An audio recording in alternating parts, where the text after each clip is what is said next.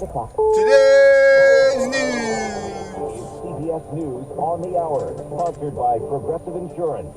I'm Steve Case, and President Biden right now signing the foreign aid legislation approved by Congress into law after a months-long delay. It includes billions for Ukraine, Israel, and Taiwan.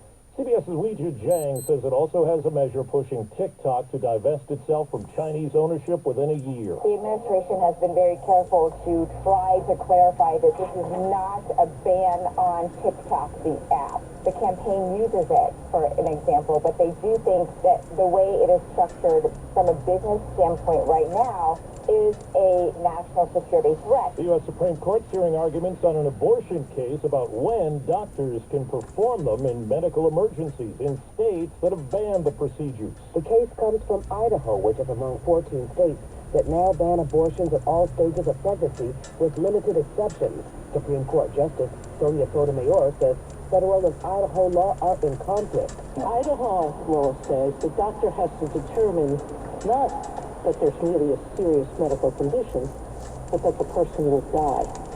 That's a huge difference, Kelsey. Some doctors note that Idaho's law means some women have to be flown out of state for care that requires abortion. Alice Key, CBS News, Washington. The government is putting something new on the menu for school lunches. CBS's Willie James Inman at the White House. The new rule would mean schools should prioritize more whole grains, fruits, and vegetables. Gradual updates to menus will start rolling out in the fall of this year, with a limit on added sugar starting in fall of 2025 and reduced sodium content implemented in fall of 2027. The Biden administration also setting new rules on airline fees and refunds. They spell out exactly when consumers are owed a refund for a delayed flight. CBS's Chris Van Cleve says that used to be up to the airlines. You can get a refund for a canceled flight. But if you're delayed more than 3 hours for a domestic flight or more than 6 hours internationally, you can also get a refund if you choose not to fly. Columbia University says it is making progress with pro-Palestinian protesters who set up a tent encampment. The deadline to break it up has been extended. This protester says, Our first demand is complete divestment from anything related to Israeli settler colonialism, apartheid, and genocide. Reggie Bush has been reinstated as 2005 Heisman Trophy winner. It comes more than a decade after Southern California returned the award following an NCAA investigation into benefits he received while in college. Wall Street, right now the Dow is down at 96 points.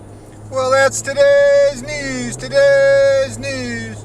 I didn't hear any good news, did you? I didn't think so. I guess it's all about perspective. The glass is half full. Well, as always, I'd like to thank you again for coming along with me on these Dash Cab News adventures. You know the drill. Peace, love, and all that hippie jazz. Bye-bye, everybody. It's 59 degrees in Oakland, California.